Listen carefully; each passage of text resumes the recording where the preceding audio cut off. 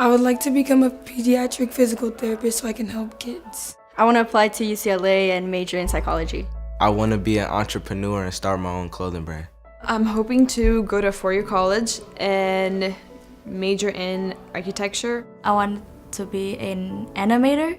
I want to practice law. I want to help either in civil law or immigration law because those are the things that I see that are needed in my community to move forward.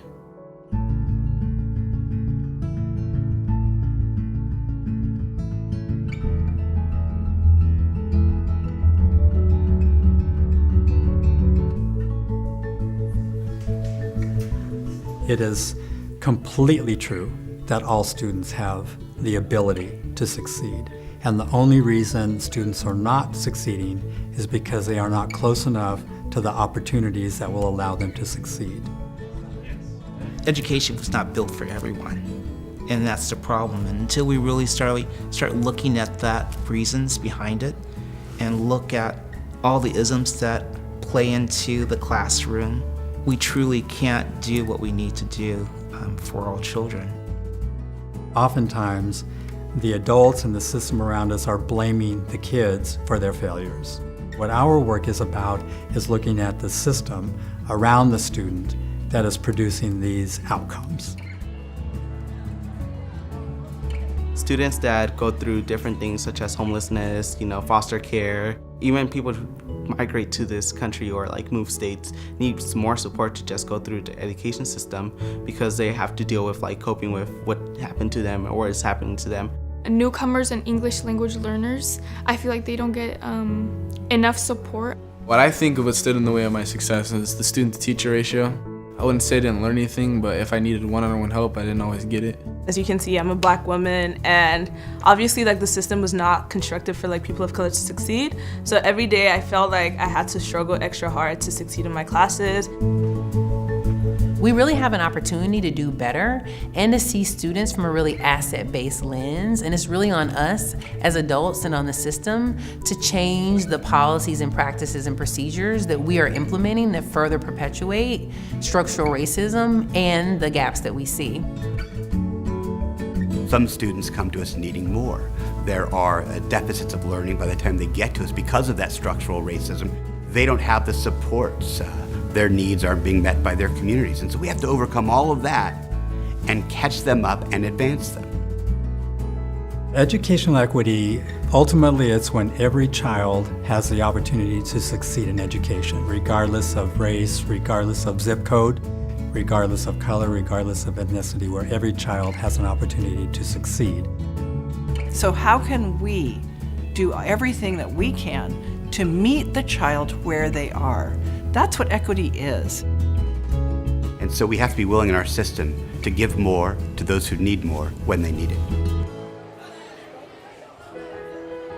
Students, parents, and families are in classrooms every day, so who better to determine what solutions are than the folks who are closest to what's actually happening every day? We should always listen to students.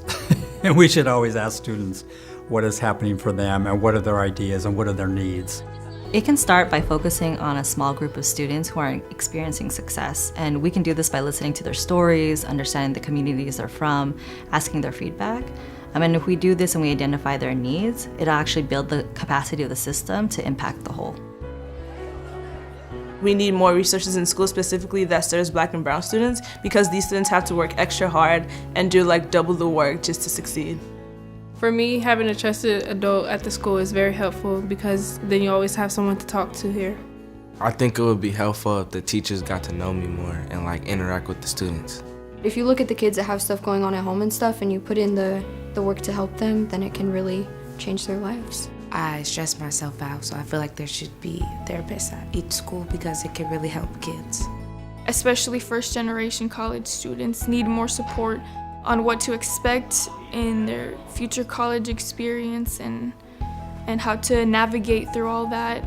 It's the ways our systems are set up, it's very segregated by neighborhood and race, class, ability. And if we make policies to integrate schools, not just physically, but economically, then it will just better the education system for everyone. What we're seeing more and more today is that belonging and equity are connected. You cannot produce a curriculum, a policy, a treatment of people in a disparaging way if you feel like they belong. You just can't do it. We have to move people to see that other children making it means their child is making it. And if somebody's child is not making it, it means their child is not making it. That's a hard turn for people to make, but that's what's required for people to see that equity is in all of their interest. We need to actually put our money where our mouth is and resource and invest in education so that we can achieve the outcomes that equity envisions. I know we will be successful. It's not going to come tomorrow, unfortunately, and it will be a battle, but we will eventually get what's needed in order to truly educate all of our children, regardless of where they live.